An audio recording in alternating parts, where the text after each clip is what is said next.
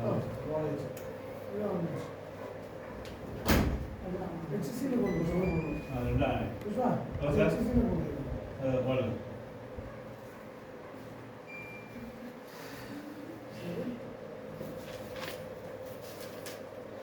வார கிளாஸ்ல நம்ம வந்துட்டு பரிசுத்த ஆவியானவர் கிருபையை பத்தி நம்ம படிச்சோம்.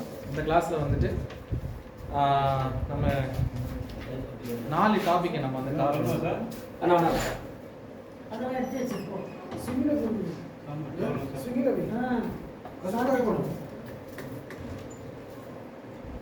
நாலு டாபிக் நம்ம கவர் பண்ண போறோம். இந்த 4 டாபிக் என்னன்னு இன்னைக்கு போறோம். முதலாவது ஆண்டவருடையதான வல்லமை குறித்து நம்ம படிக்கலாம். அந்த ஜன்னல் இல்ல, ஜன்னல் கண்ணாடி போறோம். க்ளோஸ் ஆகுது. God sovereignty first topic. God sovereignty சொல்லும்போது ஆண்டவருடைய மகிமை, ஆண்டவருடைய மகத்துவம், அவருடையதான என்ன சொல்றது வல்லமை. ரோமர் கோயில் நிருபத்தில் நம்ம பரிசுத்த ஆவியானவரை கவர் பண்ணோம். ஆனால் 3 பேர் திருத்த தேவனை குறித்து அதில் பேசுகிறேன். அப்போ 3 விளக்கங்களில் தான் பவுல் அதை என்ன பண்ணுறாரு, அந்த காரியத்தை நமக்கு எக்ஸ்பிளைன் பண்ணுறாரு. இப்போ ஆண்டவருடைய மகிமை தான் இன்னைக்கு தியானிக்க போகிறோம். அப்போ ஆண்டவருடைய மகிமையில் பவுல் எப்படி அந்த ஆண்டவருடைய வல்லமை எப்படி, அவருடையதான நியாயம் எப்படி, அவர் எப்படி ஜனங்களை விசாரித்தார், எப்படி அவர் ஒருத்தரை நேசிக்கிறார், எப்படி ஒருத்தர் அங்கீகரிக்கிறாரு, எப்படி நம்மளை நேசிச்சாரு, நம்ம பாவிகளாக இருந்த நம்ம எப்படி கர்த்தர் அங்கீகரிக்கிறாரு, மரணத்துக்கு ஆபத்துக்கு நித்திய நரகத்துக்கு நம்ம என்ன சொல்றது நம்ம நியமிக்கப்பட்ட போது அந்த இதுல இருந்து நம்மை கர்த்தர் காப்பாற்றி நமக்கு சுதந்திரமாக நித்திய ஜீவனை நமக்கு தந்தருளின காரியத்தை குறித்து தான் நம்ம இன்னைக்கு தியானிக்க போறோம். சரி, முதலாவது ரோமர் கோயில் நிருபம் 1ஆம் அதிகாரம் 1ஆம் வசனத்தை வாசி.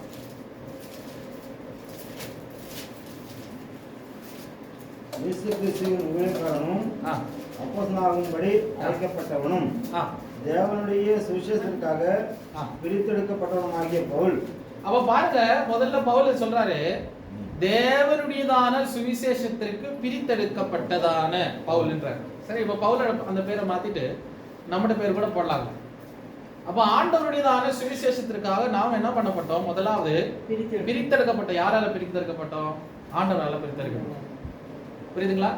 அப்போ முதலாவது நம்ம பிரித்தெடுக்கப்பட்டதான கூட்டம். அப்ப பிரித்தெடுக்கப்படும் போது பிரித்தெடுக்கப்பட்டிருக்கும்போது நம்ம இருந்தோம், உலகத்தாரர்களாக இருந்தோம். கர்த்தர் தம்முடையதான பிள்ளைகளாக நம்ம என்ன மாற்றினார். அப்ப அவருடைய பிள்ளைகளாக நம்ம மாறும்போது நம்ம கர்த்தர் என்ன சார் முதல்ல அசுத்தத்திலிருந்து அழுக்குல இருந்து நம்ம என்ன முதல்ல பிரித்தெடுக்கிறோம். உதாரணமா சொன்னா, இப்போ ஒரு பொருள் நமக்கு தேவை இருக்கிற ஒரு பொருள் இல்லை, ஒரு பாத்திரம், அதை என்ன பண்ணிருக்கு ஒரு மண்ணில் அப்படியே கிடக்குனா நம்ம என்ன செய்யறோம்? முதல்ல போய் இந்த பாத்திரத்தை எடுத்து நம்ம கழுவுறோம் இல்லையா? எடுத்து அதை கழுவுறோம். அப்போ அந்த இடத்துல இருந்து அதை எடுக்கும்போது அது பிரித்து எடுக்கப்படுது. அந்த இடத்துல இருந்து அது மாற்றப்படும், அது அசுத்தது மாற்றப்படும். முதலாவது கர்த்தர் நம்ம என்ன செய்தார்? அவருடைய சுவிசேஷத்திற்காக நம்ம பிரித்து எடுத்தார். ஓகே, சரி. 2ஆம் வசனம் முதற்கு 4ஆம் வசனம்.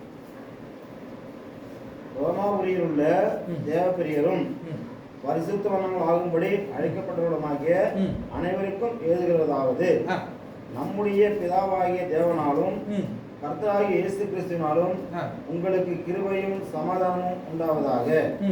இயேசு கிறிஸ்துவை குறித்து தேவன் தம்முடைய தீர்க்கதரிசிகள் மூலமாய் பரிசுத்த வேதாகமங்களின் முன்னே தம்முடைய சுவிசேஷத்தை பற்றி வாக்குத்தத்தம் பண்ணினபடி கர்த்தராகிய இயேசு கிறிஸ்துவானவர் மாமிசத்தின்படி தாவீதின் சன்னதியில் பிறந்தவரும் பரிசுத்தமுள்ள ஆவியின்படி தேவனுடைய சுதன் என்று மரித்தோரிலிருந்து உயிர்த்தெழுதினாலே பலமாய் ரூபிக்கப்பட்ட தேவகுமாரமாய் இருக்கிறார்.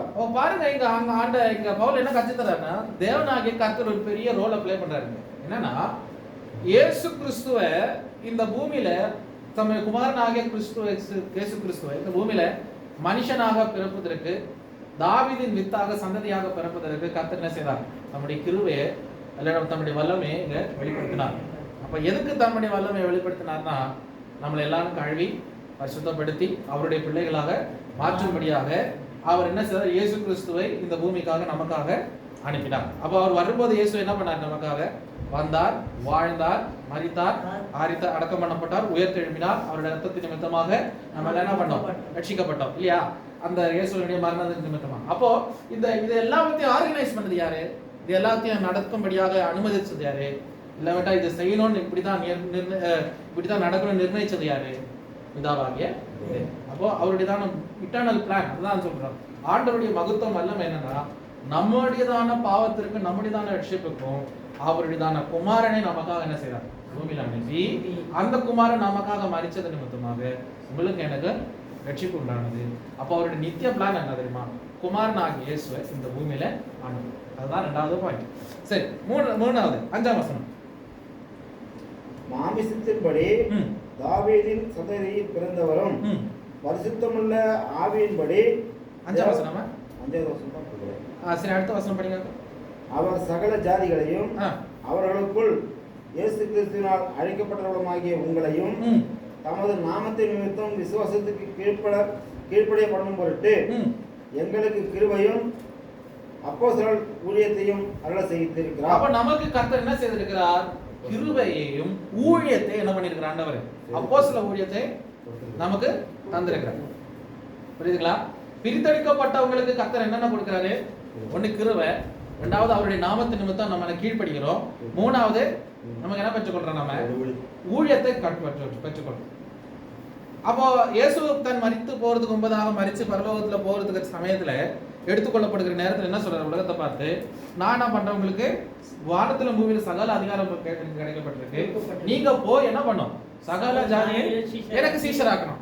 அப்ப எனக்கு சீஷராக்கணும் ஆண்டவர் நமக்கு கமிஷன் கொடுத்துறாரு, நமக்கு இது அதிகாரத்தை கொடுத்துறாரு, போன்றாரு. அப்ப அதேதான் அந்த அதிகாரம் எப்படி நமக்கு கிடைச்சதுன்னா, அது பிதாவாகிய தேவன் பண்ணதான அந்த நித்தியமான தீர்மானம். அப்போ அந்த நித்தியமான தீர்மானம் இங்க சொல்லுகிறது பவுல், நமக்கு ஊழியம் பண்ணுவதற்கும் விசுவாசத்தின்படி எல்லாரும் ரட்சிக்கப்படுவதற்கும் கர்த்தர் நமக்கு இந்த இலவசமான கிருபையை நமக்கு தந்திருக்கிறார். சரி, 18ஆம் வசனம் முதற்கொண்டு, அதாவது அதே அதிகாரத்துல 4வது பாயிண்ட் 18ஆம் வசனம் முதற்கொண்டு 31ஆம் வசனத்துல தேவனுடையதான கோபத்தை குறித்து அங்க பேசுது. என்ன கோபம்? அவ பாருங்க, அநீதிக்கு எதிரான ஆண்டவருடைய கோபம், ஆண்டவருக்கு கொடுக்க வேண்டியதான மகிமை, ஆண்டவருக்கு கொடுக்க வேண்டியதான ஆராதனை, ஆண்டவருக்கு செலுத்த வேண்டியதான என்ன சொல்றது அந்த அந்த அந்த மகிமை, அந்த ரெஸ்பெக்ட், அந்த ஆனர் மனுஷன் கொடுக்கல. ஆதாம்ல இருந்து எல்லாரும் என்ன பண்ணியாச்சு? விழுந்து போன நிமித்தமாக பூமி எங்கு என்ன செய்தது? அக்கிரமத்தினால பாவத்தினால நிரப்பப்பட்டது என்று பார்க்கிறோம். வசனத்துல 6ஆம் அதிகாரத்துல ஆதியாகமம் 6ஆம் அதிகாரத்துல வாசிக்கிறோம், நோவாவுக்கு கர்த்தருடைய கண்களில் கிருபை கிடைத்தது. நோவாவுடைய குடும்பம், நோவா நிமித்தமாக நோவாவுடைய குடும்பம் தப்பிச்சது. அப்ப அந்த நோவாவுடைய குடும்பத்தை தவிர மிச்சம் எல்லாரும் என்ன செய்தாங்க? அக்கிரமக்காரர்களா இருந்தாங்க. ஏன்னா இவங்க நித்திய தேவனை தேடல, அவங்க என்ன செஞ்சாங்க? ஆண்டவர் சிருஷ்டித்ததான சிருஷ்டிப்பை ஆராதிச்சாங்க, சிருஷ்டிகர்த்தரை ஆராதிச்சாங்க.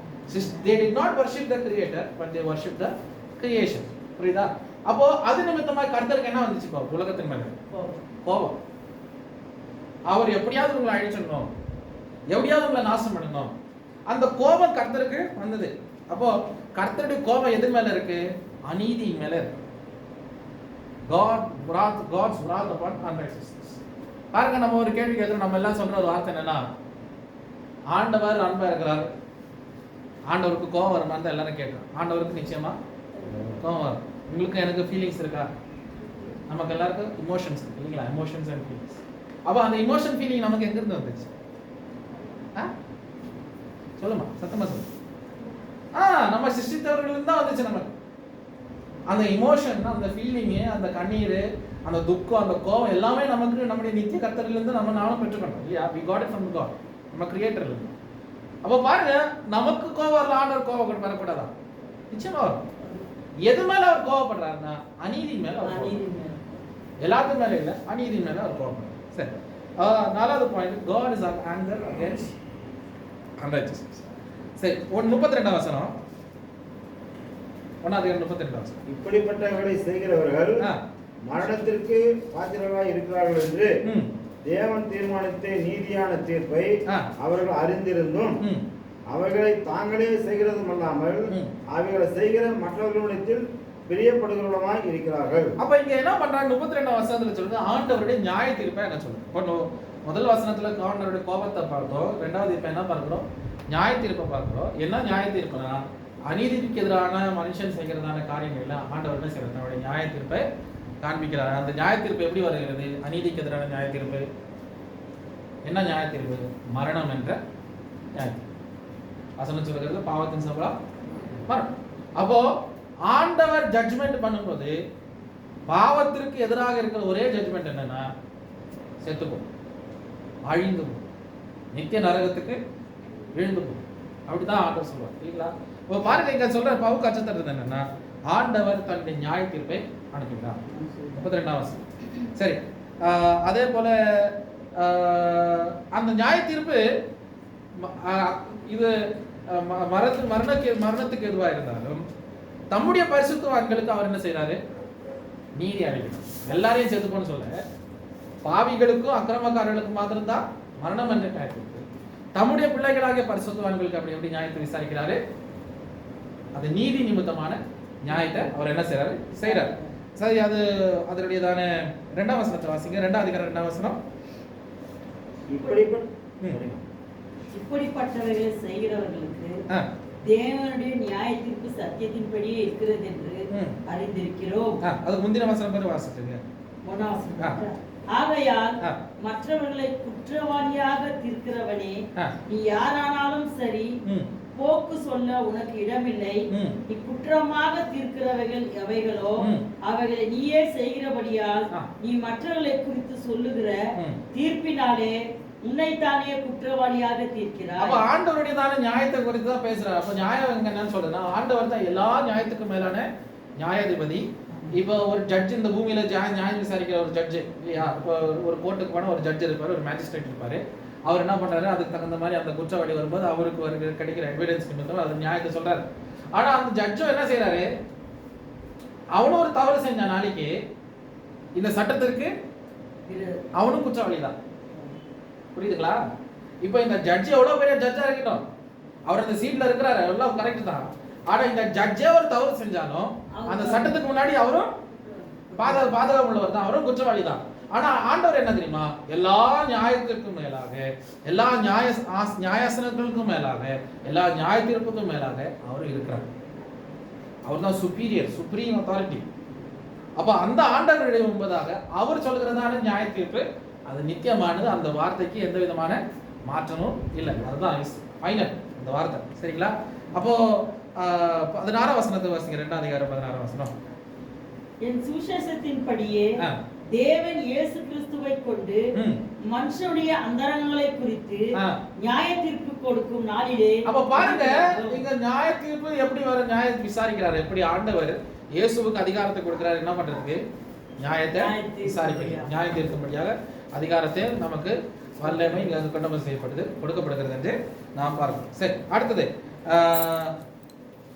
3ஆம் அதிகாரம் 21ஆம் வசனம் முதல் 31ஆம் வசனத்துல பார்க்கும்போது ஆண்டவருடையதான நீதியை குறித்து அந்த அதிகாரத்துல பேசுது. ஆண்டவருடைய நீதி என்ன நீதி நம்ம அங்க பார்க்கிறோம். அப்ப அந்த நீதியில பார்க்கும்போது எல்லா மனுஷர்களும் என்ன செய்யறாங்க? 3ஆம் அதிகாரம் சொல்லுது, எல்லா மனுஷர்களும் பாவம் செய்து மகிமையற்றவர்களாக போனாங்க. அப்ப ஆண்டவருடைய நீதி எப்படின்னா, தம்முடைய குமாரனாக இயேசுவை நமக்காக பலியாக தந்து நம்மை அவர் செய்தார். நம்ம மீட்டு நம்மை நீதிமானாக அது நீதிப்படுத்துறாரு. அவர் நம்மை நீதிமான் ஆக்குறாரு. அநீதி நிறைந்த நம்மை, பாவிகளாக நம்மை, அக்கிரமக்காரர்கள் இருந்த நம்மை அவர் என்ன சார் நம்மளை நீதிமானாக ரைச்சஸ்னஸ். இப்ப நமக்கு ஒருபோதும் ஆண்டவருடைய நீதி அந்த ஆண்டவருடைய நீதியை பெற்றுக்கொள்வதற்கு நமக்கு முடியாது. நம்ம எவ்வளவு பிரயாசப்பட்டாலும் அந்த நீதியை நமக்கு பெற்றுவதற்கு முடியாது, கஷ்டம்தான். ஆனா அதனாலதான் நியாயப்பிரமாணத்தை கொடுத்து பார்த்தாரு ஆண்டவர், இதுல மனுஷன் ஃபெயில் ஆயிடும். அதுக்காக தான் என்ன செய்றாரு? அவரே நம்மளை நீதிப்படுத்தினார். புரியுதுங்களா? நம்ம நீதிமானாக முடியல. மனுஷன் ஆதாம்ல இருந்து ட்ரை பண்றாங்க, எல்லா விதமான நல்ல செயலை பண்ணியும் நல்லவங்களாக முடியல. ஆண்டவரை தவிர வேற யாரும் நல்லவர்கள் இல்ல. அப்படி இருக்கும்போது நம்ம நல்லவங்களா வாழணும்னா ஆண்டவர் யோசிக்கிறாரு, சரி இவனை நம்மளே நீதிமானாக. அப்ப யாரெல்லாம் அவரை நம்புறாரோ என்ன பண்ணியாச்சு? நீதிமானாக மாறிச்சு. விசுவாசத்தின்படி நீங்கள் எல்லாம் என்ன பண்ணீங்க? நீதிமானாக மாட்டீங்க. எவ்வளவு இலவசமா கிருபை கொடுத்தாரு பாருங்க. ஆண்டவர் எவ்வளவு பெரியதான நீதியை பாருங்க, ஆண்டவருடைய கிருபை. அப்ப ஒரு குடிக்காரனா இருக்கலாம், ஒரு அக்கிரமக்காரனா இருக்கலாம், பாவியா இருக்கலாம், கொலைகாரனா இருக்கலாம், எப்பேற்பட்ட ஆளா இருந்தாலும் ஒரே காரியம் தான், அவரை நம்பினா போறோம், நம்ம கர்த்தர் பரிசுத்தமாக நம்மை மாற்றணும். காரணம் நமக்கு அந்த பரிசுத்தத்தை அட்டைன் பண்ண முடியாது. நமக்கு அந்த பரிசுத்தத்துல சேர முடியாது, நமக்கு அது வாங்க முடியாது. இல்ல எவ்வளவு பிரயாசப்பட்டாலும் நமக்கு அதை பெற்றுக்கொள்வதற்கான தகுதி கிடையாது. கர்த்தரே நம்ம மேல இரக்கத்தை காண்பிச்சு நம்ம நீதிமானாக மாற்ற அப்படினால நாம் நீதிமான்களாக மாறும். சரிங்களா? அடுத்து 5ஆம் அதிகாரம் 8ஆம் வசனம். 8:8. நாம் பாவிகளாய் இருக்கையில் கிறிஸ்து நமக்காக மரித்ததினாலே தேவன் நம்மேல் வைத்த தமது அன்பை விளங்கப்பட்டுகிறார். அப்ப பாருங்க, ஆண்டவர் நம்ம மேல இப்ப என்ன வைக்கிறாரு? அன்பு. அவர் என்ன செஞ்சு தராரு? அன்பு வைக்கிறார். ஆண்டவர் நம்ம மேல என்ன செய்யறாரு? நம்ம பாவிகள் தான், அக்கிரமக்காரர்கள் தான், அநீதி உள்ளவர்கள் தான், தேவனை ஆராதிக்காமல் தேவன் நமக்கு சிருஷ்டித்ததான சிருஷ்டிகளை ஆராதித்தவர்கள் தான். ஆனால் கர்த்தர் என்ன நமக்கு தராரு தெரியுமா? அவருடைய அன்பை நமக்கு தராரு. காரணம் அவர் இறங்கி வந்த நிமித்தமாக தான் நீங்களும் நானும் அந்த ரட்சிப்பை அடைஞ்சோம் இல்லையா? நிச்சயமா நமக்கு அந்த ரட்சிப்பு நமக்கு கிடைப்பதற்கு முடியாத காரணம். அதுதான் ஒரு வசன சங்கீதக்காரன் சொல்ற, தகப்பன் தன் பிள்ளைகளுக்கு இறங்குறது போல. அப்ப கர்த்தர் நமக்கு எப்படி இறங்குறாருன்னா, நம்மளுடைய நாம எல்லாம் பிள்ளைகள் தானே. அவர் என்ன செய்யறாரு? அவர் இறங்கி வந்துட்டாரு. நான் தகப்பன், நான் ஆண்டவர் அப்படியே நிக்கல. அந்த ப்ரொசீஜர் இருந்தா உங்களுக்கு எனக்கு அந்த அன்பு அந்த லவ் எக்ஸ்பீரியன்ஸ் பண்ணிருக்க முடியாது. அவர் நமக்காக இறங்கி வந்த நிமித்தமா தான் அவர் யாருன்னு நம்ம தெரியக்கூடியது. அவர் அப்பா பிதாவை அழைக்கும்படியான ஆவி நமக்கு. சரி, அடுத்தது 6ஆம் அதிகாரம் 23ஆம் வசனம். பாவத்தின் சம்பளம் மரணம், தேவனுடைய கிருபையோ நம்முடைய கர்த்தராகிய இயேசு கிறிஸ்துவினால் உண்டான நித்திய ஜீவன். அப்ப தேவனுடைய கிருபை என்ன? இயேசு கிறிஸ்து நிமித்தமா வருகிறதான நித்திய ஜீவன். அப்ப நித்திய மரணத்துக்கு ஆரம்பத்துல நம்ம படிச்ச ஆண்டவருடைய கோபாக்கினி, அந்த கோபாக்கினி நிமித்தமாய் வருகிறதான ஆண்டவருடைய நியாயத்தீர்ப்பு, அந்த நியாயத்தீர்ப்பு நிமித்தமாய் வருகிறதான நித்திய மரணம், அந்த நித்திய மரணத்திலிருந்து கர்த்தர் தம்முடைய இயேசு கிறிஸ்து நிமித்தமாய் நமக்கு கிடைச்சதான கிருபை நிமித்தமாக நமக்கு நித்திய ஜீவனை நாம் பெற்றுக்கொள்கிறோம். புரியுதுங்களா? கர்த்தர் நம்மளை நியாயப்படுத்தினபடினால, கர்த்தர் தம்முடைய நியாயத்தை நம்ம மேல் தந்ததுபடினால, நாம் அக்கிரமத்திற்கும் பாவத்திற்கும் அடிமைகளாய் இருந்து நாம் மரித்து போக வேண்டிய ஸ்தானத்திலிருந்து இயேசு கிறிஸ்துவின் நிமித்தமாய் நமக்கு கிடைச்சதான ஆண்டவருடைய கிருபை நம்மை நித்திய ஜீவனுக்கு நம்மளை சுதந்திரவாளிகளாக மாற்றினது. புரியுதா? மிஸ்ஸிலா இங்கிலீஷ்ல சொல்லுமா? 9ஆம் அதிகாரம் 13ஆம் வசனத்திலிருந்து 18ஆம் வசனம் வரைக்கும் பார்க்கும்போது அங்க என்ன நமக்கு ஆண்டவர் இங்க கற்றுத்தரும் பாருங்க. அப்படியே யாக்கோபை சிநேகித்து ஏசாவை வெறுத்தேன் என்று எழுதியிருக்கிறது. ஆகையால் நாம் என்ன சொல்லுவோம்? தேவனிடத்திலே அநீதி உண்டு என்று சொல்லலாமா? சொல்லக்கூடாதே. அவர் மோசேயை நோக்கி, எவன் மேல் இரக்கமாய் இருக்க சித்தமாய் இருப்பேனோ அவன் மேல் இரக்கமாய் இருப்பேன், எவன் மேல் உருக்கமாய் இருப்பேன் சித்தமாய் இருப்பேனோ அவன் மேல் உருக்கமாய் இருப்பேன் என்றார். இப்ப பாருங்க, இங்க என்ன சொல்றாருன்னா, இது இந்த வசனத்தை நிறைய பேர் அதை விளக்கும் போது பல விதமான தவறான விளக்கத்தை கொடுக்குறாங்க. நான் கவனிச்சிருக்கிறேன். சிலவங்களுக்கு அது வந்து ரொம்ப ஏசாவு மேல ரொம்ப பேர் என்ன பண்றாங்க, இந்த வசனத்தை படிச்ச உடனே ஏசாவு மேல ரொம்ப ஆண்டவர் எப்படி ஆசையா. கடந்த முறை நமக்கு சபையில இருக்கிற ஒருத்தர் பிரசங்கம் பண்ணாரு ஸ்டேஜ்ல. சங்கீதத்தை வாசிக்கும் போது ஒழுங்கா சங்கீதத்தை வாசிட்டு போறது போல இவர் வந்து பிரசங்கம் பண்ண பண்ணாரு. ஏசாவை ஆண்டவர் வருத்தாரு, நான் ரொம்ப ஏசாவை போச்சு நினைச்சு ரொம்ப அழுதன்றாரு.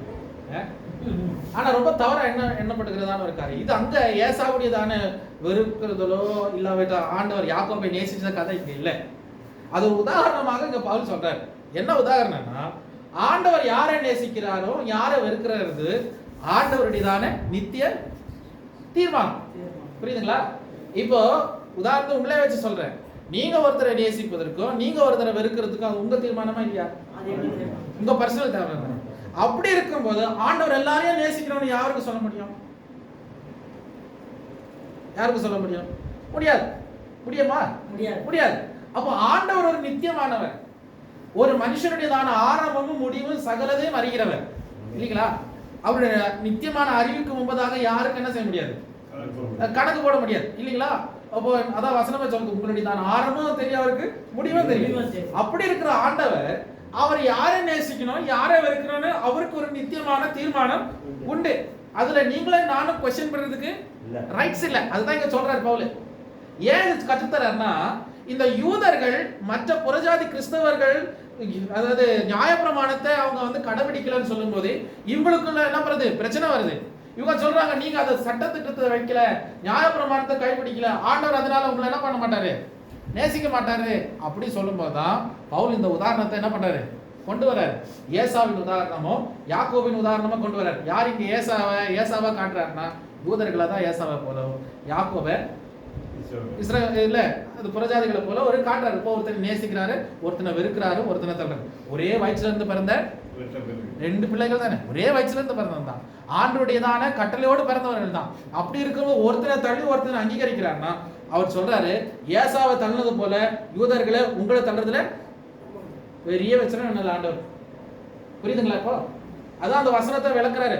சும்மா வந்து ஏசாவின் மேல சிம்பத்தி கொடுக்கிறதுக்குள்ள அந்த வசனம் கொடுத்தது. அது ரொம்ப தவறா சில நேரத்தில் சிலவங்க விளக்கும் போது அவங்க தமாசா தோணும். காரணம் என்ன, அதுதான் சொல்ல நிருபங்களை படிக்கும் போது அந்த பேக்ரவுண்டு எதுக்காக எழுதுறாரு, ஏன் இது விளக்குறாரு, ஒரு உதாரணத்தை நம்ம அப்படி கவனிக்கணும். இதுல வந்து ஏசா ஒரு கெட்ட கேரக்டர் ஆண்டவர் காட்டல, ஒருத்தனை தள்ளி இன்னொருத்தனை நேசிக்கிறான்னா அப்ப அங்கேயே கட்சி தருறது என்னன்னா நீ நீதியா வாழ்ந்து ஆண்டவரை நேசிப்பார், அநீதியா நீ வாழ்க்கலாம். நீ ஏசோடைய அந்த ஆண்டவருடைய சிருஷ்டி தான், நீ ஆண்டவருடைய மகன் தான் மகள் தான், ஆனா நீ அக்கிரமத்துல வாழ்ந்தா நிச்சயமா ஆண்டவர் என்ன செய்வார், உன்னை வெறுக்குவார். புரியுதுங்களா? உங்களை வெறுக்குவார். ஆனா நீதியின் வாழ்ந்தால் நிச்சயமா உங்களை நேசிப்பார். அதே போலதான் அதே உதாரணத்தை தான் அவர் என்ன சொல்றாரு 11ஆம் அதிகாரம் 17ஆம் வசனத்திலிருந்து கவனி. 17 சில கிளைகள் முறிந்து போடப்பட்டிருக்க காட்டொலிவமாய் காட்டொலிவ மரமாகிய நீ அவையில் இருந்த இடத்தில் ஒட்ட வைக்கப்பட்டு ஒலிவ மரத்தின் வேருக்கும் சாரத்துக்கும் உடன்பகையாய் இருந்தாயானால். படிக்கலையா? முடிஞ்சிச்சு, அவ்வளவுதானா? கண்டினியூ பண்ணுங்க. அந்த லைட் படிக்கிற லைட் போடுங்க, உங்களுக்கு தலைக்கு மேல இருக்கிறது. அது இல்ல, இந்த சுவிட்ச், இந்த 3வது சுவிட்ச் ஃப்ரண்ட் மேல இருந்து அது இல்ல, அந்தாண்ட இல்லைங்க, அது 3வது அது நீங்க இந்த லைட் ஆஃப் பண்ணுங்க. அது இல்ல அதுதான். எப்ப படிங்க, இன்னும் தெரியலையா?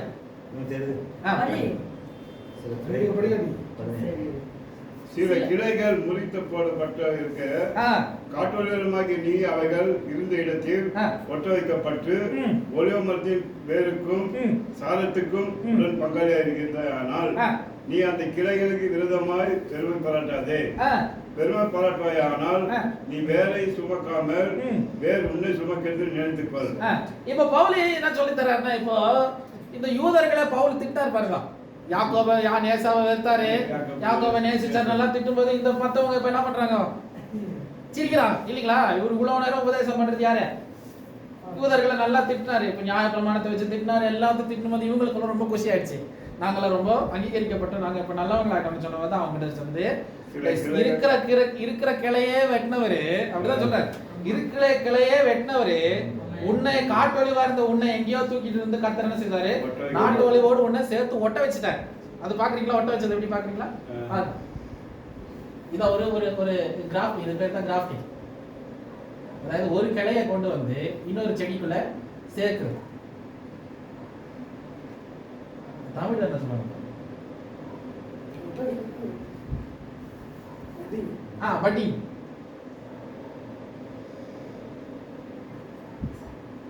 இது சேர்த்து ஒட்டாச்சு. இந்த அந்த கிளைக்கும் இந்த மரத்துக்கும் சம்பந்தமே இல்லை. ஆனா இதை கொண்டு வந்து என்ன பண்றாங்க, தோல்ல சேர்த்து ஒட்ட வச்சிடறாங்க. ஒட்ட வச்ச உடனே அது என்ன செய்யுது, அது கனி கொடுக்கறதா மாறும். சரி, இன்னொரு போட்டோ உங்களுக்கு காட்டுறேன்.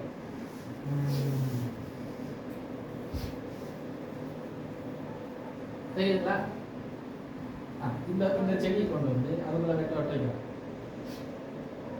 இதுக்கு வேறு இல்லை, அந்த செடிக்கு வேறு இல்லை, எதுவுமே இல்லை.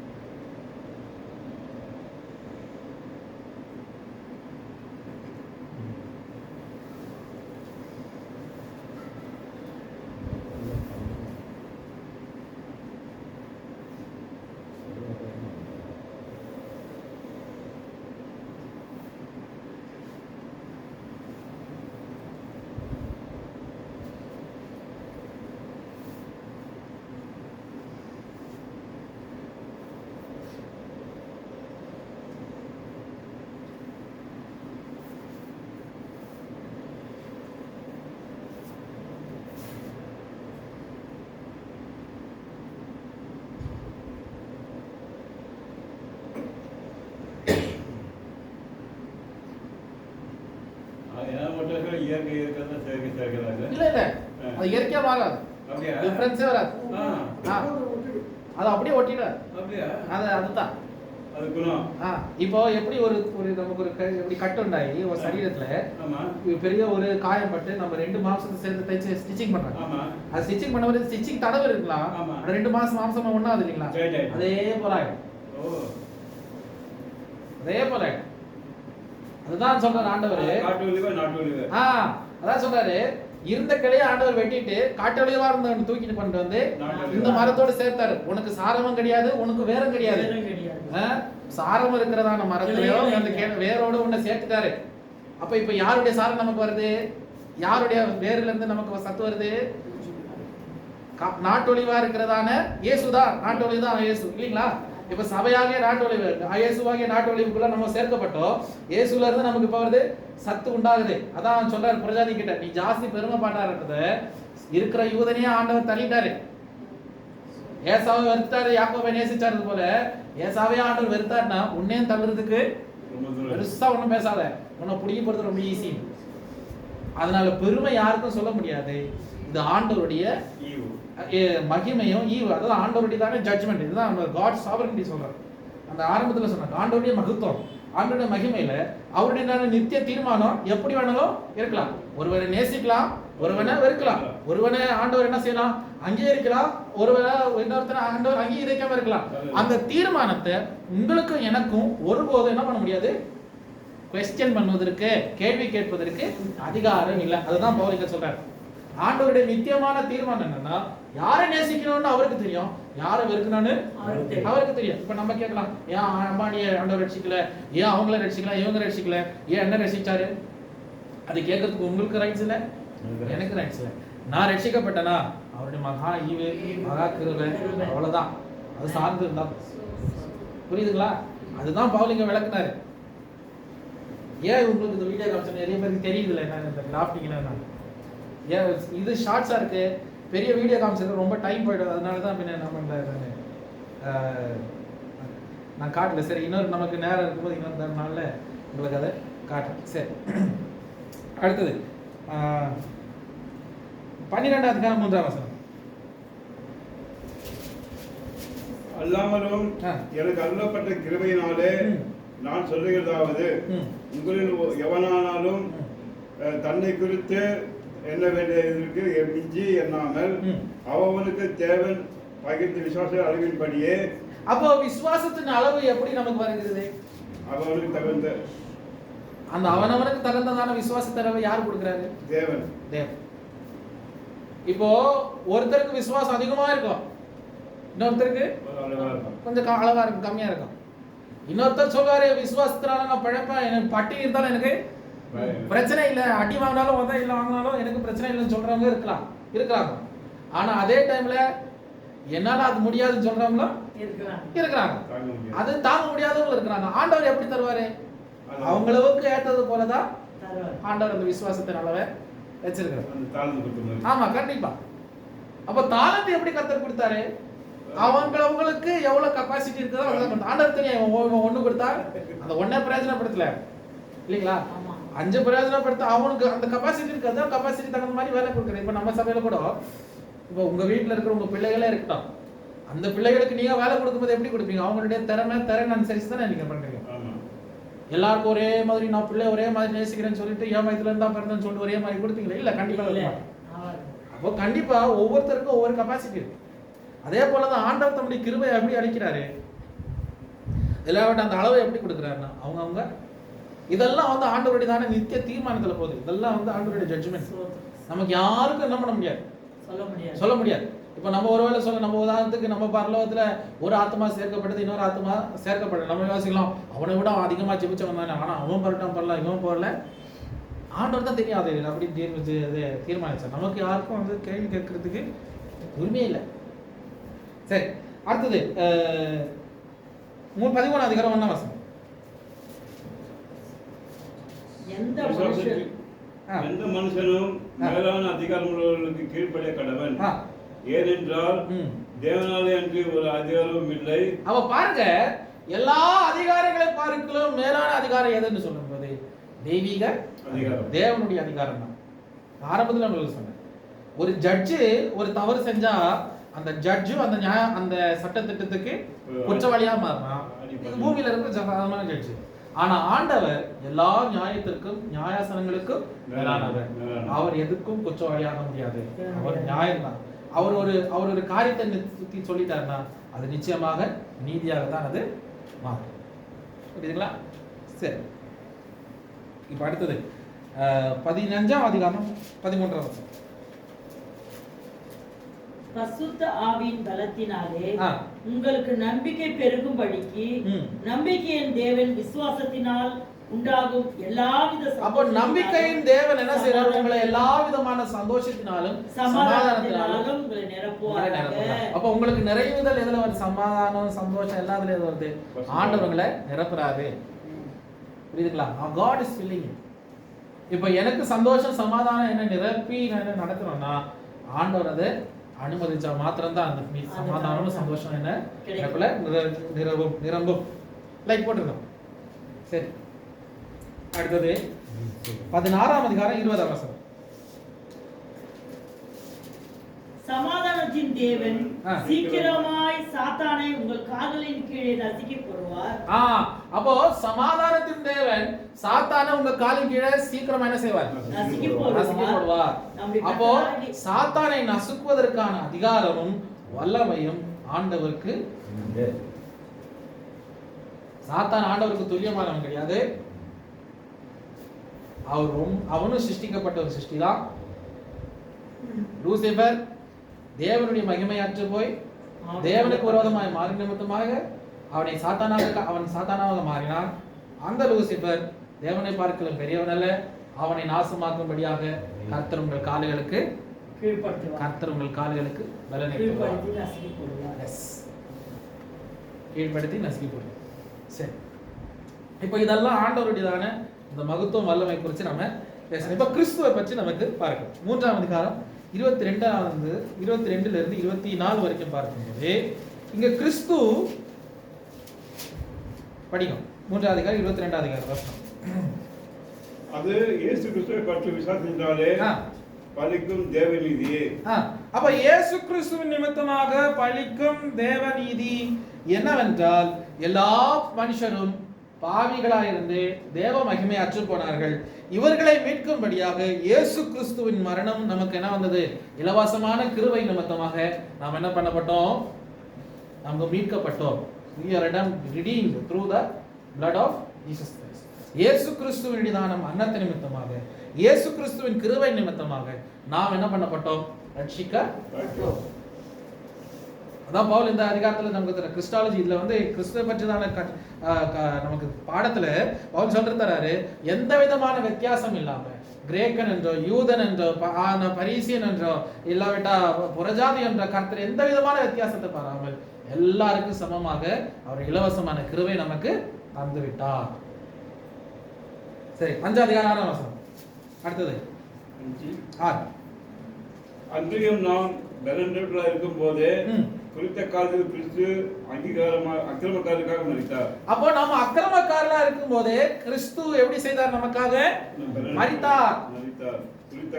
குறித்த காலத்தில் கிறிஸ்து நமக்காக மரித்தார். அந்த குறித்த காலத்துல நம்ம எப்படி இருந்தோம்? அக்கிரமக்காரர்களா இருந்தோம். அப்ப கர்த்தர் எந்த விதமான வித்தியாசம் பாராம இயேசு கிறிஸ்து நமக்காக அக்கிரமக்காரனுக்கு கர்த்தர் நல்லவனுக்கு மரிக்காம இந்த அக்கிரமக்காரனாக எனக்கு அவர் என்ன செய்தார்? மரித்தார். அடுத்தது அதே அதிகாரத்துல 8ஆம் வசனத்தை பார்ப்போமே. நாம் பாவிகளா இருக்க இயேசு கிறிஸ்து நமக்காக மரித்தார். தேவன் நம்மேல் வைத்த அன்பை பாருங்க, நாம் பாவிகளா இருக்கும்போது முதல்ல அக்கிரமக்காரர்களா இருக்கும்போது நம்ம மரிச்சாரு. இரண்டாவது நம்ம எப்படி இருக்கிறோம்? பாவிகளா இருக்கிறோம். பாவிகளா இருக்கும்போது நமக்கு கர்த்தர் இயேசு மரிக்கிறாரு. 10ஆம் வசனத்துல நாம் தேவனுக்கு சத்துருக்களா இருக்கையில் அவருடைய குமாரனின் மரணத்தினாலே அவருடன் ஒப்புரவாக்கப்பட்டோம். அப்போ இயேசுவுடைய மரணத்தின் நிமித்தமாக நாமுக்கும் ஆண்டவருக்கு இருந்ததான அந்த எதிர்ப்பு மாறி இப்போ ஒப்புரவாக்குதல் வந்தது. ரீகன்சைல்டு. இப்பதான் நமக்கும் ஆண்டவர்கிட்ட நம்ம என்ன பண்றோம்? ஆண்டவரை பார்த்து ஆண்டவர் நம்மளை பார்த்து சொல்றாரு, உனக்கும் எனக்கும் சண்டை இல்லை, பிரச்சனை இல்லை. காரணம் என்ன தெரியுமா? நமக்காக ஒருத்தர் அதாவது நமக்காக ஒருத்தர் என்ன செஞ்சிட்டாரு? இயேசு மரிச்சது நிமித்தமாக ஆண்டவருக்கு நமக்கு இருந்த பகை ஆனா போச்சு. நீங்கிட்டு. அப்ப அக்கிரமக்காரர்கள் இருக்கும்போது நம்ம மரிச்சாரு, நாம் பாவிகளா இருக்கும்போது ஆண்டவர் நமக்காக மரிச்சாரு. மூன்றாவது அவருடைய மரணத்தின் நிமித்தமாக நாம் ஒப்புரவானோம், தேவனோடு ஒப்புரவானோம். 11ஆம் வசனம். அதுவும் அல்லாமல் இப்போது ஒப்புரவாக்குதலை நமக்கு கிடைக்க பண்ணின நம்முடைய கர்த்தராகிய இயேசு கிறிஸ்து மூலமாய் நாம் தேவனை பற்றியும் மேன்மை பாராட்டுகிறோம். சரி, 16ஆம் வசனத்தை வாசிப்போமே. அதே அதிகாரம். மேலும் ஒருவன் பாவம் செய்ததினால் உண்டான தீர்ப்பு தேவனர்களுக்கு ஈவுக்கு ஒப்பானதல்ல. அந்த தீர்ப்பு ஒரே குற்றத்திற்கு மித்தமா அக்கினிக்கு எதிராக இருந்து கிருபை வரமோ அநேக குற்றங்கள் நீங்கி நீதி விளங்கும் தீர்ப்புக்கு ஏதுவாக இருக்கிறது. 17ஆம் வசனம். அல்லாமலும் அவருடைய ஒருவருடைய மீறுதலினாலே அந்த ஒருவன் மூலமாய் மரணம் ஆண்டு கொண்டிருக்க கிருபையின் பரிபூர்ணத்தையும் நீதியாக ஈவின் பரிசுத்த பரிபூர்ணத்தையும் பெறுகிறவர்கள் இயேசு கிறிஸ்து என்னும் ஒருவராலே ஜீவனை அடைந்து. அப்போ ஒருவன் நிமித்தமாக மரணம் வந்தது, இயேசு கிறிஸ்து நிமித்தமாக ஜீவனை நாம் எப்படி பெற்றுக்கொண்டோம்? கிருபையினால அடைந்தோம். இயேசு கிறிஸ்து நமக்காக மரிச்சது நிமித்தமாக நாம் ஜீவனை பெற்றுக்கொண்டோம். நாம இந்த ஜீவனை பெற்றுக்கொள்வதற்கு எந்த தகுதியும் கிடையாது. ஒண்ணு நம்ம தேவன் கிட்ட எதிரி, ரெண்டாவது நம்ம அக்கிரமக்காரர்கள், மூன்றாவது பாவிகள். குவாலிஃபிகேஷனே இல்லை பக்கத்துல போறதுக்கு. ஆனா இயேசு கிறிஸ்து மரிச்சது நிமித்தமாக நமக்கு கிருபை கிடைச்சது. அந்த கிருபையில நாம் நித்திய ஜீவனை பெற்றுக்கொண்டோம். எவ்வளோ பெரியதாக இருப்பாங்க. சரி, 6ஆம் அதிகாரம் 9ஆம் வசனம். மரித்தோர் எழுந்த கிறிஸ்து இனி மரிப்பதில்லை. அப்போ இங்க இனி கிறிஸ்துவுக்கு என்ன இல்லை? மரணம் இல்லை. அடுத்தது மரணம் இனி அவரை ஆண்டு கொள்வதில்லை. மரணம் இனி ஆண்டு கொள்வதில்லை. அவர் மரணத்தை ஜெயித்தார்.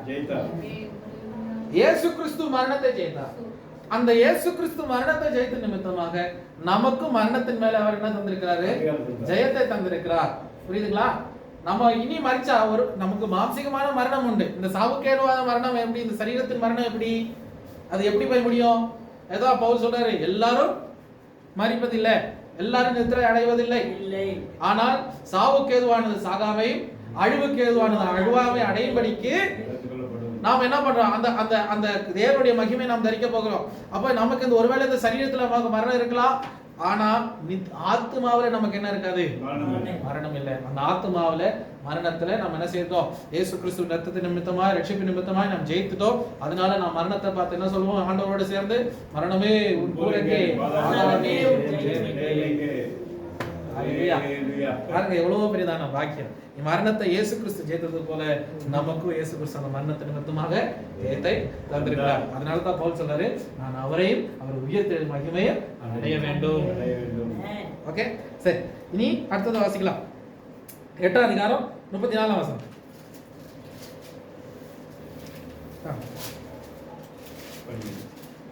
ஆக்கினிக்குள்ளாக திருக்கிறவன் யார்?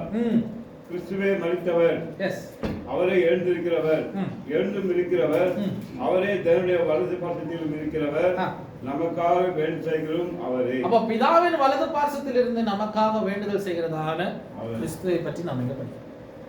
அப்போ எல்லா இப்ப நம்ம பல கிறிஸ்து இல்லைங்க, ஒரே கிறிஸ்து தான், இயேசு கிறிஸ்து தான். அவர் மரிச்சார், அதுதான் அங்க அடையாளம் போறாரு பவுல் அடிக்கடி சொல்லினே இருக்கிறார். மரிச்சாரு உயிர் தெழும்பினார் இல்லைங்களா? மரிச்சாரு உயிர் தெழும்பினார். பல இயேசு இருந்துச்சு பைபிள்ல. நம்ம பைபிள்ல பாக்குறோம் பல இயேசு பல கிறிஸ்து எல்லாம் படிக்கலாம். ஆனா இது பவுல் திட்டம் தெளிவா பேசுறாரு. மரிச்சாரு, அடக்கம் பண்ணப்பட்டாரு, உயிர் தெழும்பினாரு. அந்த கிறிஸ்து எப்படி செய்து உயிர் தெழுந்தவர் இப்போ பிதாவின் வலது பார்சத்தில் நமக்காக உட்கார்ந்து கொண்டு நமக்காக என்ன செய்யறாரு? வேண்டுதல் செய்கிறார். இதேதான் இந்த பள்ளிக்கூடத்துல படிச்சதான் எமரையன் தான் எழுதுறாரு. பிதாவின் வலது பார்சத்தில் நம்முடைய அதாவது பிரதான ஆசாரியர் நமக்காக மல்கிசதேக்கின் முறையின்படி வந்த பிரதான ஆசாரியர் அங்கே நமக்காக வேண்டுதல் செய்கிறார். எபிரேயர் 7ஆம் அதிகாரம் நினைக்கிறேன், 7ஆம் அதிகாரம் தான், 7ஆம் அதிகாரத்துல சொல்லப்படுது. சரி, ரோமர் 10ஆம் அதிகாரம் 4ஆம் வசனம். விசுவாசிக்கிற எவனுக்கு நீதி உண்டாகும்படியாக கிறிஸ்து நியாயப்பிரமாணத்தின் முடிவா இருக்கிறார். அப்போ கிறிஸ்து நியாயப்பிரமாணத்துக்கு என்ன ஆயிட்டாரு? ஒரு எண்டா இருக்கார். முடியும். நியாயப்பிரமாணம் கிறிஸ்துவோட முடிஞ்சது. கிறிஸ்து என்ன செய்தார்? சிலுவையில நியாயப்பிரமாணத்தை நிறைவேற்றினார். சிலுவையில நியாயப்பிரமாணத்தை கிருபையை நமக்கு தந்திருந்தார். சரிங்களா? அப்ப கிறிஸ்துவின் நிமித்தமாக நியாயப்பிரமாணம் முடிந்தது. அடுத்தது 14ஆம் அதிகாரம் 9ஆம் வசனம் முதற்கொண்டு பார்க்கலாம். 14ஆம் அதிகாரம் 9ஆம் வசனம்.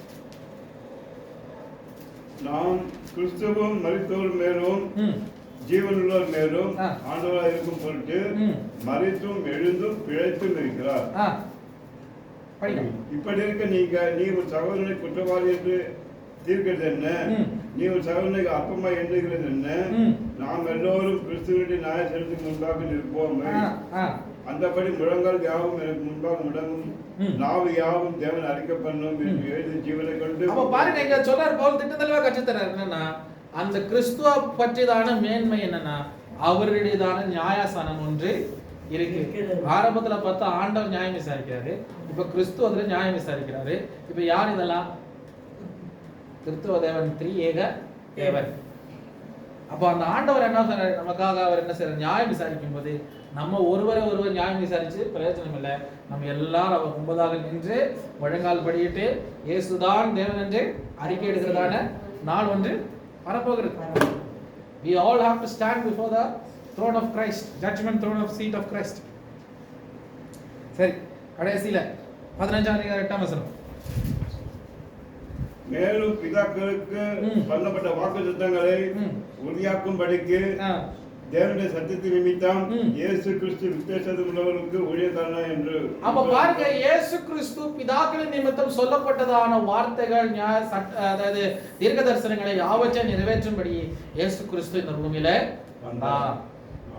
பிதாக்களுக்கு சொல்லப்பட்டதான வார்த்தைகள், தீர்க்க தரிசனங்கள், வாக்குத்தத்தங்கள் சகலதையும் இயேசு கிறிஸ்து நிறைவேற்றினார். பவுல் இங்க சொல்லித்தராரு, ஒண்ணு நமக்காக அவர் மரிச்சாரு, அவர் நியாயம் விசாரிக்கிறாரு. மூன்றாவது அவர் என்ன செய்யறாரு? நமக்காக அவர் என்ன செய்யறாரு? வேண்டுதல் செய்கிறாரு. நாலாவது பார்க்கும்போது நம்முடைய நியாயத்திற்கு முடிவா இருக்கிறாரு. அவர் நியாயத்தை, அவருடைய நியாய சிங்காசனத்துக்கு முன்பதாக நாம் நிற்க வேண்டியதான நாள் ஒன்று இருக்கிறது. கடைசியில பார்க்கும்போது எல்லா வாக்குத்தத்தங்களை அவர் நமக்காக நிறைவேற்றினார். இதுதான் கிறிஸ்துவை பற்றிதான நாம் படித்ததான காரியம். சரி, அடுத்ததான தலைப்பு என்னன்னு பார்க்கும்போது சுவிசேஷம் என்ற தலைப்பு. 1ஆம் அதிகாரம் 16ஆம் வசனம். நாம ஏன் சீக்கிரமா முடிக்கிறோம், இதோட இந்த ரோமர் முடிஞ்சிருது, அதனாலதான் இனி அடுத்த கிளாஸ்ல ரோமர் இல்லை. கிறிஸ்துவின் சுவிசேஷத்தை குறித்து நான் நிற்கப்பட்டேன். முன்பு யூதரிலும் பின்பு கிரேக்கரிலும் விசுவாசிகள் எவனோ அவனுக்கு ரட்சிப்பு உண்டாவதற்கு அது தேவ பலனாக இருக்கிறது. அப்ப விசுவாசிக்கிறவன் எவனோ அவனுக்கு ரட்சிப்பு உண்டாக அது தேவ பலனா இருக்கிறது. அப்ப சுவிசேஷம் என்ன? யார் விசுவாசிக்கிறார்களோ அவர்களுக்கு ரட்சிப்பு உண்டாக அது தேவ பலன். புரியுதுங்களா? கவனிச்சீங்களா? 1ஆம் அதிகாரம் 16ஆம் வசனம், ரோமர் 1ஆம் அதிகாரம் 16ஆம் வசனம். கன்ஃபியூஷன் ஆக கூடாது. நான் உங்களுக்கு சொல்றேன், இது என்ன தலைப்பு? சுவிசேஷம் தலைப்பு. இந்த சுவிசேஷம் என்ற தலைப்புல முதல்ல சுவிசேஷம் எப்படி இருக்கு? ஒருவர் ரட்சிப்படைய அது தேவ பலனாக காணப்படும். இப்ப நீங்க ரட்சிப்படைய என்ன காண, எப்படி நீங்க ரட்சிப்படைஞ்சீங்க? எப்படி ரட்சிப்படைச்சீங்க? ரட்சிக்கப்பட்டவங்கள அது சொல்லுங்களேன்.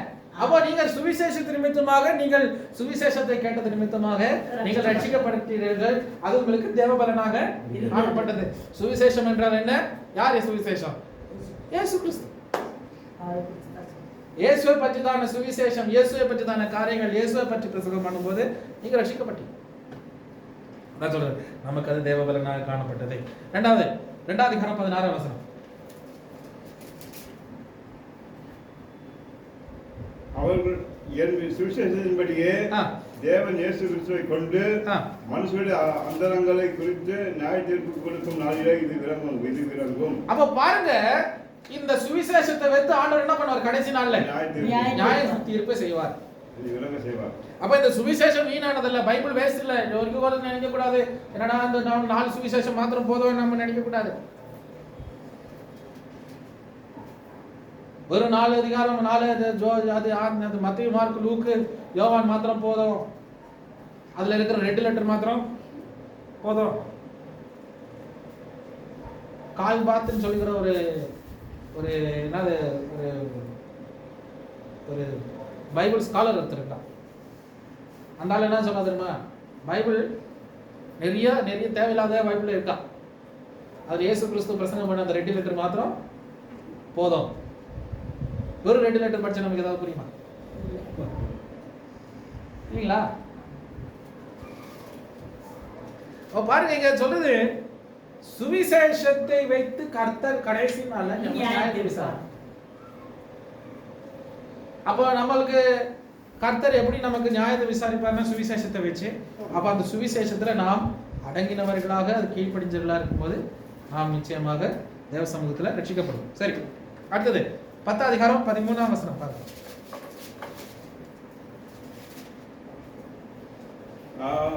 அதனால் கர்த்தருடைய நாமத்தில் எவனும் ரட்சிக்கப்படுவான். அவரை விசுவாசிக்காதவர்கள் எப்படி அவரை தோல்வி சொல்லுவார்கள்? அவரை குறித்து கேள்விப்படாதவர்கள் எப்படி விசுவாசிப்பார்கள்? பிரசங்கிக்கின்றார்கள் எப்படி கேள்விப்படுவார்கள்? இப்ப கேள்வி கேட்கிறாரு பாருங்க. கர்த்தருடைய சுவிசேஷத்தை கர்த்தருடைய நாமத்தை கேட்கிறவர்கள் எல்லாரும் ரட்சிக்கப்படுவார்கள் இல்லீங்களா? ஆனா அது கேட்காம போன எப்படி ரட்சிக்கப்படுவீங்க? ஒருவன் உங்ககிட்ட வராம போன எப்படி ரட்சிக்கப்படுறதெல்லாம் கேட்கிறாரு பவுல். அப்போ ஒருவன் சுவிசேஷத்தை கேட்கிறான், முதல்ல என்ன பண்ணணும்? எப்படி விசுவாசம் வரும் உங்களுக்குள்ள? கேள்வினால வரும். கேள்வி எதனால வரும்? எந்த கேள்வி எதை நீங்க கேட்கணும்? சுவிசேஷத்தை கேட்கணும் இல்லையா? ஒரு அப்ப அந்த சுவிசேஷம் உங்ககிட்ட எப்படி வரும்? ஒருத்தர் வந்து உங்ககிட்ட சொன்னதான் ஆகும். அப்போ ஒருத்தர் வந்து உங்ககிட்ட பிரசங்கம் பண்ணி அந்த பிரசங்கத்தை நீங்க கேட்டு நீங்க ரட்சிப்படையும் போது அந்த சுவிசேஷம் உங்களுக்கு ரட்சிப்பாக மாறுகிறது. அப்போ அந்த சுவிசேஷத்தை சுமந்து கொண்டு வந்ததான பாதங்கள் அழகான பாதங்கள். புரியுதுங்களா? அப்போ சுவிசேஷம் நம்மை மீட்டது மாத்திரமல்ல, நம்முடைய பாதைகளையும் அதை அழகுபடுத்தி மற்றவருக்கு முன்பதாக அதை வெளிப்படுத்துகிறது சுவிசேஷம். மற்றவங்களுக்கு போய் நம்ம சுவிசேஷத்தை சொல்வதற்கு அந்த சுவிசேஷம் நமக்கு மேல எப்படி இருக்கு? நமக்கு ஒரு நம்ம மேல அது கடமையை நமக்கு வச்சிருக்கு. ரெஸ்பான்சிபிலிட்டி நமக்கு தந்தது. போய் மற்றவங்களை நம்ம எப்படி விடுதலை ஆக்கப்பட்டோமோ மற்றவங்களையும் விடுதலை ஆக்கணும்னு. அப்ப நம்முடைய பாதைகள் எப்படி மாறும்? அழகா. சரி, 15 அதிகாரம் 16ஆம் வசனம். 15 16. தேவன் எனக்கு அளித்த கிருபையினாலே உங்களுக்கு ஞாபகப்படுத்தும்படிக்கு இவரை நான் அதிக தைரியமாக எழுதினேன். அதனால் நான் தேவனுக்குரியவரை குறித்து இயேசு கிறிஸ்துவை கொண்டு மேன்மை பாராட்ட எனக்கு இடம் உண்டு. புரஜாதியான வார்த்தையினாலும் செய்கையினாலும் கீழ்ப்படியும் பண்ணும்படிக்கு அற்புத அடையாளத்தினால் பலத்தினாலும் தேவ ஆவியின் பலத்தினாலும் கிறிஸ்துவானவர் என்னை கொண்டு நடப்பித்தவைகளை சொல்லதல்லாமல் வேறொன்றுக்கு சொல்ல நான் துணிவதில்லை. அப்ப இங்க என்ன சொல்றாரு பவுல் கற்றுத்தராருன்னா, சுவிசேஷம் அவரை பரிசுத்தப்படுத்தினது. அந்த சுவிசேஷம் மற்ற அவர் தேவனை வெளிப்படுத்தும்படியாக அடையாளங்களை அவர் என்ன செய்தது? காண்பிக்கும்படியாக சுவிசேஷம் அவரை பலப்படுத்தினது. அற்புதங்கள் அடையாளங்கள் புறஜாதிகள் பார்க்கணும். வெறும் இயேசு இயேசுன்னு சொன்னா அவங்களுக்கு புரியாது. அவங்க நடுவில் என்ன பண்ணிருக்கணும்? அற்புதங்கள் நடக்கணும் இல்லைங்களா? முடவர்கள் எழுப்பணும், ஊமைகள் பேசணும், குருடம் பார்க்கணும், பிடிச்சவன் பிசாசு பிடிச்சவன் என்ன பண்ணும்? அதுல இருந்து விடுதலை பெறணும். அப்ப அதுக்கு நான் வல்லமை அந்த சுவிசேஷம் அவங்க மேல என்ன செய்யுது? இறக்குது. பரிசுத்தாவி தான் எல்லாம் கிரியை செய்யறாரு. ஆனா எல்லாத்துக்கும் ஆதாரம் என்ன? சுவிசேஷம் என்ற அந்த ரெஸ்பான்சிபிலிட்டி, அந்த கர்த்தவியம். கர்த்தவியம் சொல்றது அது என்ன தமிழ்ல என்ன வார்த்தை? அந்த அதிகாரம், பொறுப்பு இல்லையா? ரெஸ்பான்சிபிலிட்டி, பொறுப்பு. இந்த சுவிசேஷம் என்ற பொறுப்பு தான் இவர் எல்லாம் இதை செய்வதற்கு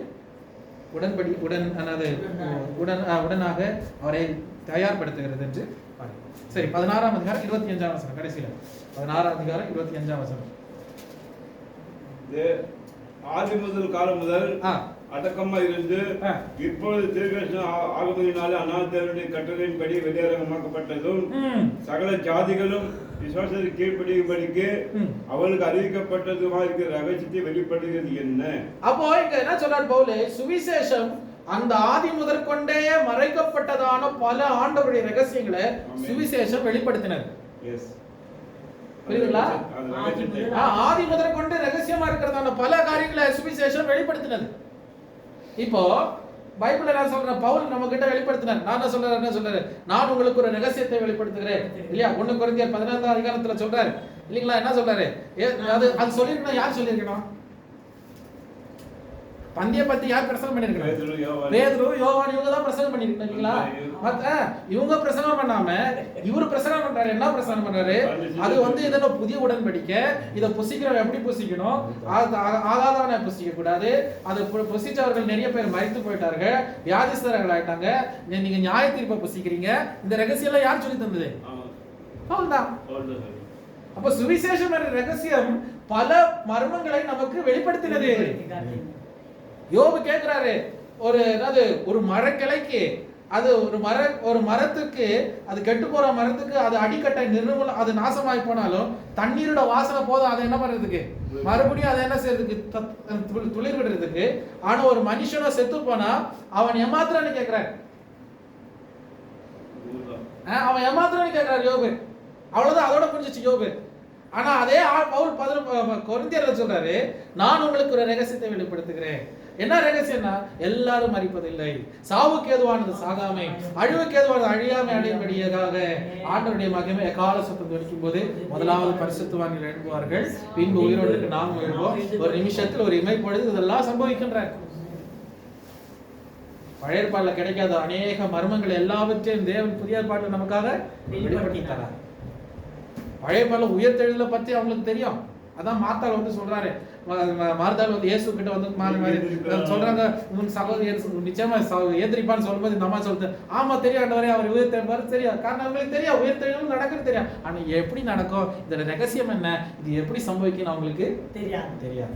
அதை வெளிப்படுத்தினார் கர்த்தர் சுவிசேஷத்து நிமித்தமாக நம்ம வெளிப்படுத்தினார். கடைசி காலங்களில் என்னென்ன நடக்கும் நமக்கு தெரியுமா? தெரியும். அதுதான் நம்ம வெளிப்படுத்த நிர்விசேஷத்துல படிக்கிறோம் இல்லைங்களா?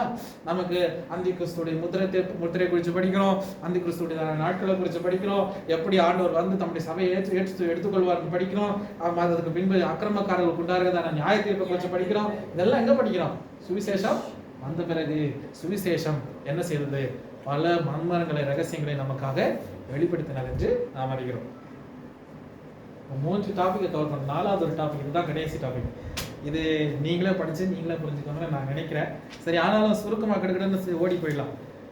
2ஆம் அதிகாரம் 17ஆம் வசனம், ரோமர் 2:17. கிறிஸ்டியன் லிவிங், ஒரு கிறிஸ்தவன் எப்படி வாழணும், அதுதான் இந்த கடைசியாக இதுல சொல்லப்பட்டதான உபதேசம். நீ யூதன் என்று பெயர் பெற்று நியாயப்பிரமாணத்தின் மேல் பட்டவராயிருந்து தேவனை குறித்து மேன்மை பாராட்டி நியாயப்பிரமாணத்தினால் உபதேசிக்கப்பட்டவராய் அவருடைய சித்தத்தை அறிந்து மன்னிக்கணும். 1ஆம் அதிகாரம் 17ஆம் வசனம், 1:2 இல்ல 1:17. விசுவாசத்தினாலே நீதிமான் பிழைப்பான். முதல்ல அவர் கற்றுத்தரணும், விசுவாசத்தினாலே நீதிமான் பிழைப்பான். என்ன, யார் மேல அந்த விசுவாசம் வைக்கணும்? கர்த்தர் மேல, தேவன் மேல. ஃபுல்லா படிங்க. விசுவாசம் நீதிமான் பிழைப்பான் என்று எழுதியிருக்கிறபடி விசுவாசத்தினால் உண்டாகும் தேவநீதி விசுவாசத்திற்கென்று அந்த சுவிசேஷத்தினால் வெளிப்படுத்தப்பட்டிருக்கிறது. அப்போ சுவிசேஷத்தினால் தேவநீதி வெளிப்பட்டது. அந்த சுவிசேஷத்தை நம்புகிறவர்கள், இயேசுவை நம்புகிறவர்கள், பிதாவின் மேல பரிசுத்தாவின் மேல நம்புகிறவர்கள் நிச்சயமாக என்ன செய்வார்கள்? பிழைப்பார்கள். புரியுதுங்களா? அடுத்தது 12ஆம் அதிகாரம் 13ஆம் அதிகாரம். இது ஃபுல்லா ஒரு கிறிஸ்தவன் எப்படி வாழணும்னு பவுல் இங்க உபதேசம் பண்றாரு. எந்த மனுஷனும் மேலான அதிகாரம் உள்ளவர்களுக்கு இல்ல 12ஆம் அதிகாரம். இப்படி இருக்க சகோதரரே, நீங்கள் உங்கள் சரீரங்களை பரிசுத்தமும். அப்ப முதல்ல ஒரு கிறிஸ்தவன் எப்படி வாழணும்? பரிசுத்தமா வாழணும். இரண்டாவது தேவனுக்கு பிரியமாக வாழணும். மூணாவது ஒப்புக்கொடுக்க வேண்டும் என்று இரக்கங்களை முன்னிட்டு உங்களை வேண்டிக் கொள்கிறேன். 2ஆம் வசனம், நீங்கள் இந்த பிரபஞ்சத்துக்கு ஒத்த வேஷம் தரீங்க. மூணாவது என்ன, நீங்க பிரபஞ்சத்துக்கு ஒத்த வேஷம் தரிக்க கூடாது. நாலாவது தேவனுடைய நன்மையும் பிரியமும் பரிபூர்ணம் இன்னதென்று பகுத்தறியத்தக்கதான உங்கள் மனம் புதிதாகினாலே மறுரூபமாகும். அப்ப இரண்டாவது என்ன சொல்ல, மறுரூபமாக்கப்படணும். அந்த மறுரூபம் எதுக்கு? எது நல்லது, எது தீயது என்ற அறிவு நமக்கு தேவை. அடுத்ததுங்க, அல்லாமலும் எனக்கு அருளப்பட்ட கிருபையினாலே நான் சொல்லுகிறதாவது, உங்கள் எவனானாலும் தன்னை குறித்து எண்ண வேண்டியதற்கு மிஞ்சி எண்ணாமல் அவனுக்கு தேவன் பகிர்ந்த விசுவாசத்தின். அதுதான் சொல்றாரு இங்க பவுல் மறுபடியும் கற்றுத்தராரு. ஒரு கிறிஸ்தவன் அவருடைய விசுவாசத்தை வச்சு மத்தவங்களை என்ன பண்ணக்கூடாது? எடை போடக்கூடாது. புரியுதுங்களா? மார்க் போடக்கூடாது. இப்ப நீங்க 10 ஹவர் ஜெபிக்கலாம், அதுக்கு எல்லாரும் 10 ஹவர் ஜெபிக்கணும்னு அவசியம் இல்ல. உங்க விசுவாசம், அதான் ஆரம்பத்துல இருந்து சொல்றேன். சபையில் அநேக சபைகள் உடைக்கப்படுவதற்கும் சபை தாறுமாறு ஆகிறதுக்கான மெயின் காரியம் இதுதான். அதனால கண்டிஷன் இருக்கக்கூடாதுன்னு நான் சொல்லல. அதனால சபைக்குள்ள வந்து சீர்திருத்தல், ஜபம், ஆராதனை இருக்கக்கூடாதுன்னு நான் சொல்லல. ஆனா என்னுடைய விசுவாசம் போல அவன் வாழணும் நமக்கு சொல்ல முடியாததற்கு அதிகாரம் இல்லை. ஆனா நமக்கு வாஞ்சிக்கலாம், அவங்களுக்கு சொல்லலாம். அவங்களால எவ்வளவு முடியுதோ அவங்க செய்வாங்க. புரியுதுங்களா? நான் மறுபடியும் உங்ககிட்ட திட்டம் மறுபடியும் உங்களுக்கு எக்ஸ்பிளைன் பண்றேன். சபையில ஜபம் இருக்கக்கூடாது, ஆராதனை இருக்கக்கூடாதுன்னு நான் சொல்லல. ஆனா என்ன போல அவங்க மணி நேரம் ஜபிக்கணும்னு சொல்லக்கூடாது, என்ன போல அவங்க ஆராதனை செய்யணும்னு சொல்லக்கூடாது. இப்ப நான் வந்து மேடையில பாடுற மாதிரி எல்லாரும் பாட முடியுமா? முடியாது. முடியாது. நீங்க பாடுற மாதிரி எனக்கு பாட முடியுமா? முடியாது. கண்டிப்பா முடியாது. ஜேக்கப் கோஷி மாதிரி நான் வந்து ஓடி நடந்து மியூசிக் வாசிக்க முடியுமா? பாடி ஆராதனை செய்ய முடியுமா? முடியாது. அவருடைய கிருபை வேற, ஆண்டவர் எனக்கு கொடுத்த கிருபை வேற. நான் பிரசங்கம் பண்ற மாதிரி நீங்க பிரசங்கம் பண்ணணும் நான் சொல்லவே முடியாது. ஆனா சொல்லலாம். அத உங்களுடைய கெபாசிட்டி தகுந்த மாதிரி கர்த்தர் ஒவ்வொருத்தருக்கும் ஒவ்வொரு விசுவாசமும் இண்டிவிஜுவாலிட்டியும் கிருபையும் ஞானத்தையும் அதுல கொடுத்திருக்கிறார். அதை நீங்க உங்களுடையதான விசுவாசத்தை நீங்க அதை அளந்து அதை பெருக செய்வதற்கு நீங்க கர்த்தர் சமூகத்துல ஜெபம் பண்ணி பெற்றுக்கொள்ளணும். அது உங்களுடைய கர்த்தவியம். அது அந்த கிடைச்ச கிருபையிலேயே நீ இருந்தா நாசமா தான் போவேன். அந்த ஒரு தாளந்தை எப்ப புதைச்சு வச்ச மாதிரி இருக்க போகாம இருக்கிற தாளந்தை பெருக செய்யும். அது ஞாபகம் இருக்கணும். சிலவங்க என்ன பண்ணுவாங்கன்னா கிடைச்ச தாளந்தை அப்படியே புதைச்சு வச்சு அப்படியே இருப்பாங்க. அப்படி இல்லை. எனக்கு கம்மியாக தான் கிடைச்சு, எனக்கு நான் சபை தான் இருக்கணுமா, நான் ஜெபம் தான் பண்ணுமா, ஆராதனை பண்ணுமா, எல்லாம் உங்களுக்கு செய்யலாம். ஆனால் அதுக்கு அதனோட முறைப்படி நம்ம செஞ்சாதான் வளர முடியும் இல்லைங்களா? காரணம் இது சபை. இப்போ இந்த சுண்டு விரல சொல்ல, இந்த சின்ன விரல சொல்ல முடியுமா நான் எல்லா விரல பார்க்கணும் பெரியவன்? சொல்ல முடியாது. முடியாது இல்லைங்களா? முடியாது. நான் தாங்குவேன், விலை நான் தாங்குவேன், நான் சரீரத்தையே நான் தாங்குவேன், இந்த விரல சொல்ல முடியுமா? முடியாது. அதுக்குன்னு ஒரு கட்ட வரல. எல்லாத்துக்கும் அதுக்குன்னு ஒரு காரணத்தோடு தான் ஆண்டு வச்சிருக்கேன். மூக்க திருப்பி வச்சிருந்தா ஆனா மூக்கு அடுத்த கரெக்டா வச்சிருக்கிறேன். அதனால இந்த சதையுள்ள மூக்கு நான் கீழே இருக்கிறேன், அந்த மூக்குல தண்ணி போதா நல்லா கேட்டா கொஸ்டின் பண்ண முடியுமா? ஒவ்வொன்றுக்கும் கர்த்தர் ஒரு பொறுப்பு கொடுத்திருக்காரு. அந்த பொறுப்பு அது செயல்படுகிறது. சரிங்களா? சரி. அடுத்தது அங்க வந்து ஃபுல்லா ஒரு கிறிஸ்தவ எப்படி வாழணும், எப்படி இருக்கணும், அவங்க கிருபை, அவங்களுக்கு கொடுக்கப்பட்ட கிருபையை குறித்து அங்க பிரசங்கம் பண்ணுது. கடைசியாக 13 அதிகாரத்தை பார்க்கலாம். இந்த 12 அதிகாரம் ஃபுல்லா அதுதான் கிறிஸ்தவம் எப்படி வாழணும் தான். 13 அதிகாரம் எந்த மனுஷனும் மேலான அதிகாரங்களுக்கு கீழ்ப்படிய. அப்ப இங்க அதிகாரத்தை கீழ்ப்படி சொல்றாரு. நம்ம கிறிஸ்துவ ஆயிட்டாலும் உண்மைதான். ஆனா நிறைய பேர் என்ன பண்றதுல அதிகாரத்தை கீழ்ப்படிக்கிறதுல ஓட்டு போட சொன்னா ஓட்டு போடுறதுல அவன் யாருன்னு கேட்கிறோம். ஆனா சலுகை மாத்திரம் வாங்கிக்கிறோம், அனுபவிக்கிறோம், அதெல்லாம் அனுபவிக்கிறோம். ஆனா அவங்கள பிடிக்காது. ஆனா அப்படி இல்ல. பவுல் திட்டம் தெளிவா சொல்றாரு. ஒரு கிறிஸ்தவன் கீழ்ப்படியணும், அதிகாரங்களை கீழ்ப்படியணும். நியாயப்பிரமாண சட்டங்கள் ஒரு தேசத்துல. காரணம் இந்த கிறிஸ்தவர்கள் வாழ்றது எங்க? ரோம அரசாங்க கீழே வாழ்றாங்க இந்த கிறிஸ்தவங்க. அவங்க படாத பாடுபடுறாங்க இந்த ரோம அரசாங்க நிமித்தமாக. The Romans were disturbing the Christians so as the கிறிஸ்தவர்கள் எல்லாம் ரொம்ப துன்பப்படுத்தின நாட்களிலே பவுல் சொல்ற அதிகாரத்தை கீழ்ப்படி, அவங்கள பழிச்சுக்காத. காரணம் சபை நிலைநிற்கணும். சரியா? நான் அதை அதிகமா விளக்க போல, காரணம் லைவ் வர போது. கடைசியில வந்துட்டு 8ஆம் வசனத்துல வாசிப்போம். ஒரு இடத்துல ஒரு அன்பு கொண்ட கடன் இல்லாமல் ஒரு கடன் பண்ணாது இருங்கள். அதுதானே? அப்ப அன்பு கூறுகிறதுல பற்றி பவுலுக்கு கற்றுத்தரார். அதாவது என்னன்னா சபைக்குள்ள பிரிவினை இருக்கக்கூடாது, யூதன் வித்தியாசம் இருக்கக்கூடாது, கிரேக்கன் வித்தியாசம் கூட அவங்க காலத்தில் சொல்லி தராரு. அதே போல நமக்கிட்டும் சபைக்குள்ள பிரிவினை கூட அன்பு இருக்கணும். கிறிஸ்து இயேசு எப்படி நமக்குள்ள அன்பு கூர்ந்தாரு போல நாமும் அன்பு கூறுவர்களாக காணப்படணும். 14 அதிகாரம் எல்லாம் அதே காரியம். இந்த 14, 15 எல்லாம் வந்து ஒரு கிறிஸ்தவன் எப்படி வாழணும்னு இந்த அதிகாரங்களில் சொல்லப்பட்டிருக்கு. அதெல்லாம் நீங்க வீட்டில் போய் சந்தோஷமா படிச்சு அறிவை பெற்றுக்கொள்ளலாம். அதுல விளக்க வேண்டியதான காரியங்கள் ஒன்றும் பேச கிடையாது. அதை நீங்க வந்து அந்த 14 15 வரைக்கும் 12 15 வருஷம் அதிகாரங்கள் உள்ள இதை பற்றி தான் பேசணும். வந்து நீங்க வந்து ஒரு கிறிஸ்தவ எப்படி வாழணும். அதனால இப்போ நம்ம கற்றுக்கொண்ட பல காரியங்கள். ரோமர் புஸ்தகம் எழுதினது பவுல் எதுக்காக எழுதினார்? சபைக்குள்ள இருந்தான பிரச்சனை நிமித்தமாக இந்த நிருபத்தை எழுதினார். இந்த நிருபத்தை அவர் எழுதும்போது அவர் ஸ்பெயினுக்கு போயிட்டு இருந்தாரு. ஸ்பெயினுக்கு போற வழியில அவர் இந்த சபையை குறித்து கேட்டு இவரால் ஸ்தாபிக்கப்பட்ட சபை கிடையாது, இவருக்கு அங்க வந்து போகணும் ஆசை இருந்தது. வந்து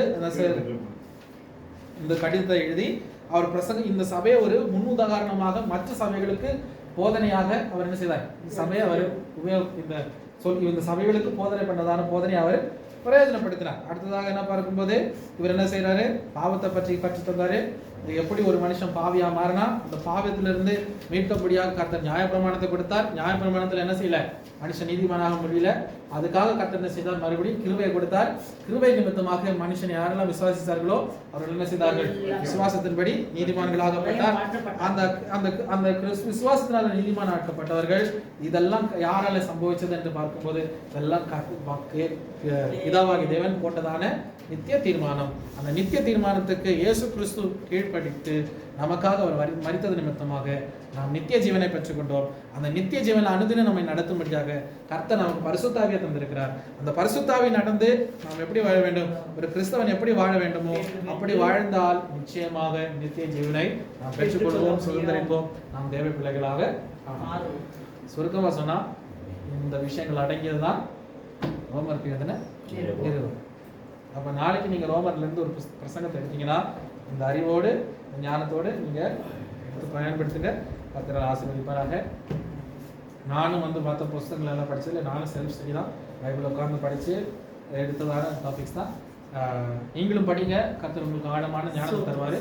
எல்லா இது பரிபூர்ணமாக நான் ரோமர் புஸ்தகத்தை கவர் பண்ணேன்னு எனக்கு சொல்லுவதற்கு எனக்கு ரைட்ஸ் இல்லை. நிறைய பாயிண்ட் நான் மிஸ் பண்ணியிருக்கலாம். நீங்களும் படிங்க, கர்த்தர் உங்களுக்கு இன்னொருக்கு என்னை விட ஞானத்தை கர்த்தர் தருவார், அறிவை தருவார். கர்த்தர் உங்களை அதிகமாக ஆசீர்வதிப்பாராக என்று இந்த கிளாஸை முடிக்கலாம். கண்களை மூடி நமக்கு ஜெபிப்போம். இதற்காக தேவடங்கள் ஜெபிக்கும்படியாக கேட்போம். சோத்திரம்